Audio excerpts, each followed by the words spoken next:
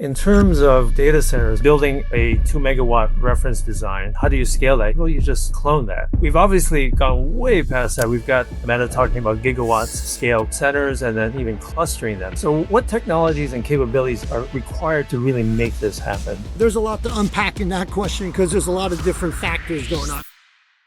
Today's guest is Raul Martynek, CEO of DataBank, which operates the largest geographic footprint of data centers in the US.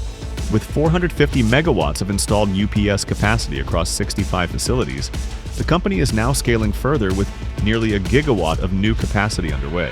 In 2020, we spent about 200 megawatt hours on data centers. In 2025, it's about 413. So it's doubling every 4 years. It's a straight line extrapolation. Does it end? How does it end? It doesn't go forever, right? This is based on, obviously, a company called NVIDIA and their GPUs, right? They consume, 5 to 10x more power than a comparable CPU chip. And that's really what's driven kind of this need for more power. I guess the question is, over the long term, what happens to that architecture? I mean, there are a number of emerging architectures from companies like Sambanova Systems and Grok that have silicon architectures that are able to do the rendering of these large language models with a power factor that's 5 to 10x lower than a comparable NVIDIA GPU. I like to say that data centers are basically a vessel for technology adoption, and humans, in my view, are addicted to technology. I think there's also been some work showing how many billions of liters data center uses in water. Do you see any kind of replacement fluids or new designs that would actually obviate that, make it easier on resources?